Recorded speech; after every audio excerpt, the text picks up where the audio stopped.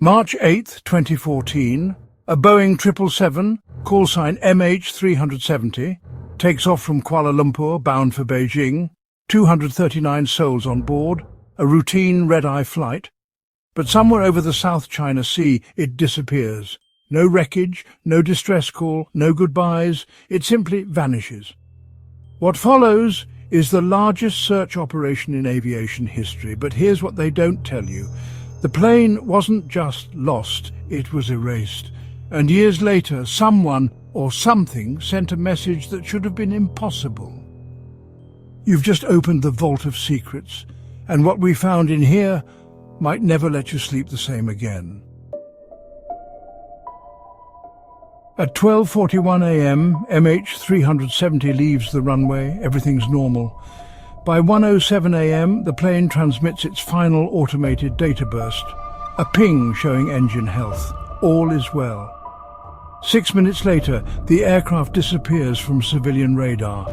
No distress call, no deviation notice. And at 1:22 a.m., military radar watches the plane make a sharp turn west, cutting across the Malay Peninsula, then heading toward the Andaman Sea. It's flying blind, no transponder, no communication. It's as if it wanted to vanish. Search teams from 26 countries mobilized, ships, satellites, deep-sea drones, but nothing surfaced. No wreckage, no black box, just silence. Then the Inmarsat satellite handshake. 7 automated pings sent from the plane's communication system, the final one recorded at 8:19 a.m., hours after fuel should have run out. Location? Somewhere deep in the southern Indian Ocean. Based on this arc, the search began, but always a step behind. Years passed. Only 3 pieces of debris confirmed, all small, all found thousands of miles from each other. Where was the rest? Planes don't just disintegrate mid-air and leave no trace unless someone made it happen. In March 2018, 4 years after MH370 disappeared, a Reddit user named Ty posted a strange claim. He said he received a voicemail on his phone. Not a call, not a recording, a voicemail. And it wasn't human. The message was a series of phonetic NATO alphabet letters: Sierra Delta, Alpha November, Golf Echo Romeo, Echo India Sierra. He ran it through a NATO phonetic translator. The full message read, S danger, SOS. It is dire for you to evacuate. Be cautious, they are not human. Coordinates were included. GPS coordinates placing the location near where MH370 went missing. The internet exploded. Others came forward, claiming they too had received strange voicemails, coded transmissions, even dreams. Then, Ty's account was deleted. Gone without a trace.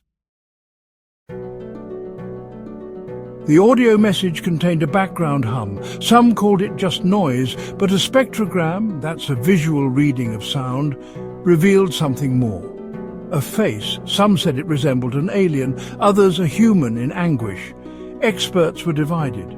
But one thing was clear. The waveform was not consistent with normal static. It was modulated, deliberately, a signal inside a signal. Was this a hoax or a warning? And if it was a warning, from who? In the weeks that followed, Twitter users who shared the message reported their accounts being flagged, limited, even removed. Some claimed black SUVs showed up in their neighborhood. Others received cease and desist notices with no sender. Ty reappeared briefly, just long enough to post one final tweet. The message wasn't a prank. I never gave my number to anyone. Then, nothing. To this day, no one knows who sent that voicemail, but experts confirmed one thing. It was likely an automated signal from a military-grade beacon. A beacon that should have sunk. A beacon that was still trying to send a final message. In 2015, a leaked internal report suggested MH370's cargo manifest had been altered. Among its listed cargo, 2 pallets of unregistered electronic equipment, no commercial paperwork, no public records. The recipient was allegedly a US defense contractor. What were they transporting, and why would someone want to erase the evidence? One theory, the plane was hijacked, not by terrorists, but by a black ops entity trying to retrieve that technology. Another theory, the tech itself initiated something it wasn't supposed to. In 2016, Malaysian investigators found a deleted flight path on the pilot Zahari Shah's personal home flight simulator. The path? Well, it was an exact match to the turn MH370 made, ending in the southern Indian Ocean. Coincidence? Training exercise? Or, preparation? Was the pilot trying to hide the plane permanently? Or was he following instructions not his own? So, conspiracy forums soon lit up. A few users, claimed to be ex-military tech contractors. They said what happened to MH370 was a test of technology that could erase an aircraft from radar and satellite coverage. They called it blackout cloaking. One whistleblower claimed such tech had been developed as early as 2012. If that's true, why test it on a commercial jet, unless the passengers weren't the priority? The cargo was.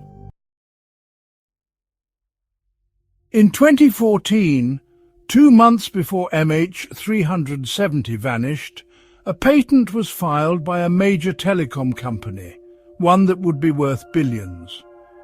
4 of the 5 patent holders were on board flight MH370. When the plane disappeared, the patent transferred to the surviving holder.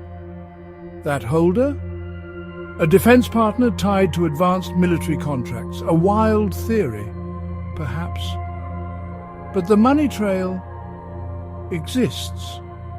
And where there's money, there's motive. 9 years later, MH370 remains one of the greatest aviation mysteries in history. Officially, the story is pilot error, a ghost flight, debris lost to the sea. Unofficially, every answer raises more questions. A voicemail from the deep, a pilot with a private simulation, a cargo manifest with no names, and a message that ends with, "They are not human," hoax, coincidence, or a glimpse at something far bigger than any of us realize. You decide. But just remember, the plane didn't crash. It disappeared. And something, somewhere, still remembers.